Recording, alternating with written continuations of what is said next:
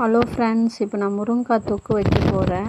அதுக்கு எப்படி ப்ரிப்பேர் பண்ணணுன்றது தான் சொல்கிறேன். ஆயில் போட்டுக்கோங்க. கடுகு, வெங்காயம், தக்காளி, பூண்டு எல்லாத்தையும் பொன்னிறமாக வதக்கிக்கோங்க. வெங்காயம் நல்லா பொன்னிறமாக வதக்கினா தான் குழம்பு டேஸ்ட்டு கொடுக்கும். வதக்கிட்ட பிறகு தக்காளி போட்டுட்டு அது கூட உப்பும் கொஞ்சம் லைட்டாக போட்டுக்கோங்க. அப்போ தான் தக்காளி கொஞ்சம் நல்லா வதங்கிறதுக்கு கொஞ்சம் டேஸ்ட்டு கொடுக்கும் குழம்புக்கு.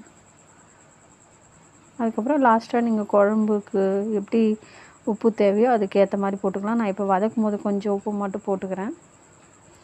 தக்காளி நல்லா வதங்கணும். தக்காளி வதங்கிட்ட பிறகு புளி தண்ணி ரெடி பண்ணி வச்சுக்கோங்க ஃப்ரெண்ட்ஸ். புளி மிளகாத்தூள் கரைச்சி வச்சுக்கோங்க. அப்போ தான் குழம்பு திக்னஸ் கொடுக்கும் அந்த தொக்கு. வதக்கிட்டே இருங்க. இந்த ஸ்டேஜில் முருங்கைக்காய் போடுங்க ஃப்ரெண்ட்ஸ். முருங்கைக்காய் 2 கத்திரிக்காய் நான் போட்டிருக்கேன். நீங்கள் எவ்வளோ முருங்கைக்காய் கத்திரிக்காய் தேவையோ அது போட்டுக்கோங்க. அதுக்கேற்ற மாதிரி முருங்கைக்காய் கொஞ்சம் வதங்கணும். ஒரு 5 நிமிஷம் வதங்கணும். முருங்கைக்காய் கத்திரிக்காய் நல்லா வதங்கணும். வதங்கிட்ட பிறகு புளி தண்ணி மிளகாத்தூளும் கரைச்சி வச்சது இதில் மிக்ஸ் பண்ணணும். நான் புளி தண்ணி லேட்டாக தான் கரைச்சிருக்கேன். முன்னாடியே கரைக்க மறந்துட்டேன். நீங்கள் முன்னாடியே கரைச்சி வச்சிட்டிங்கன்னா ஈஸியாக இருக்கும்.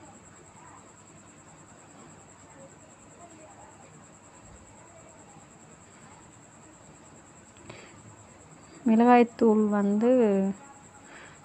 ஒரு 2 ஸ்பூன் போட்டிருக்கேன். நீங்கள் காரத்துக்கு ஏற்ற மாதிரி போட்டுக்கோங்க. மிளகாய்த்தூளும் புளி தண்ணி ஒன்றா சேர்த்து இப்போ முருங்கைக்காய் தொக்கில் ஊற்றிக்கலாம். ஊற்றிட்டு கொஞ்சம் தண்ணி ஆட் பண்ணிக்கலாம்.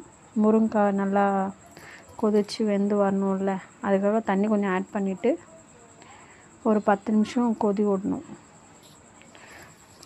கொதிக்க விட்டேன்னா ஒரு முருங்கைக்காய் தொக்கு ரெடி ஃப்ரெண்ட்ஸ். உங்களுக்கு பிடிச்சிருந்தா இதை லைக் பண்ணுங்கள், சப்ஸ்கிரைப் பண்ணுங்கள், எங்கள் சேனலுக்கு கொஞ்சம் சப்போர்ட் பண்ணுங்கள், கமெண்ட் பண்ணுங்கள் ஃப்ரெண்ட்ஸ். நன்றி, வணக்கம் ஃப்ரெண்ட்ஸ். மீண்டும் அடுத்த வீடியோவில் சந்திக்கலாம்.